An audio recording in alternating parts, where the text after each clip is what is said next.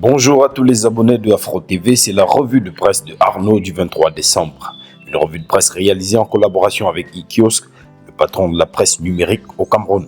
Pour cette édition, nous débutons avec Cameroun Tribune qui a titré sa grande une sur la 39e promotion de l'EMIA, l'école militaire interarmée. Une promotion qui, selon le quotidien Capitaux Publics, constitue du sang neuf pour les forces de défense. Pour cette promotion, la mission commence, comme l'estime le journal dirigé par Marie-Claire Nana. Une mission clairement définie par le journal, laquelle consiste à défendre à tout prix l'intégrité territoriale, l'unité nationale et les institutions républicaines.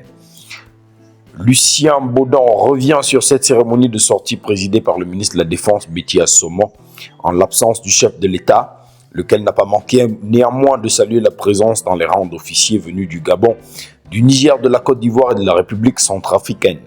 Ce sont au total 295 officiers qui ont été ainsi mis au service de la nation, selon Cameroun Tribune. Le journal, à cette occasion, n'a pas manqué de dresser le profil du premier de la classe, Sidi Mana. Natif de Gumtokoy, Meskin, et comme nous le dit Cameroun Tribune, le major de cette 39e promotion de l'EMIA. Le sous-lieutenant, âgé de 24 ans, est un ancien élève du lycée de Kallio dans l'arrondissement de Méry.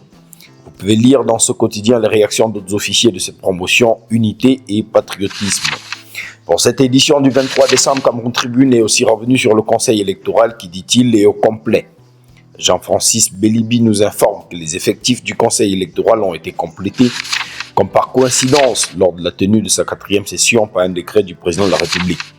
Un décret ayant permis à Jean-Bernard Mboutouzé et Charles Nanga de remplacer Pierre-Roger Fondéné Bekono et Jules Mana Chouangele, tous deux décédés.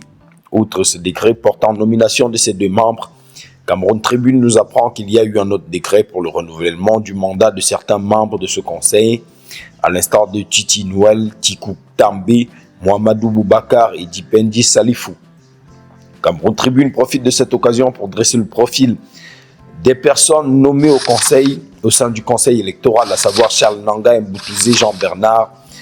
Le journal Libération Plus, quant à lui, s'intéresse aussi à cette 39e promotion de l'EMIA et titre « Triomphe de la 39e promotion de l'EMIA, 298 officiers frais émoulus ».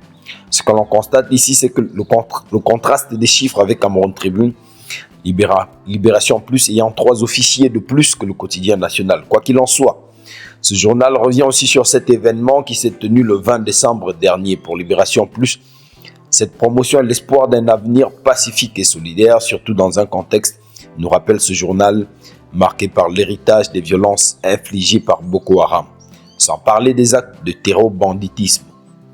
En page 12, Libération Plus nous parle de ce drame à Yaffé et nous apprend qu'un jeune homme y a été poignardé à mort.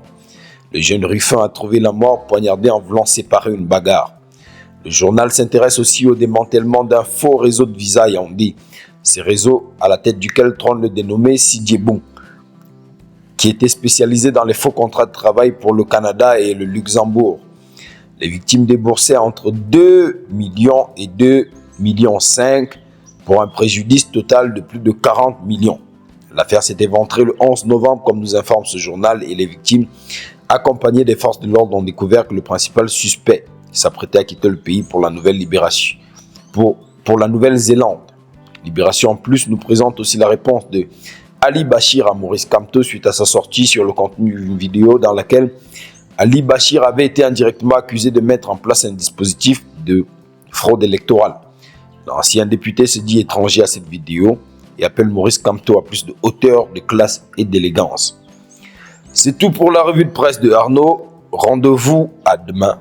N'oubliez pas de vous abonner à Afro TV, à liker, à partager nos contenus. Consultez toute la presse en ligne sur ikiosque.cm.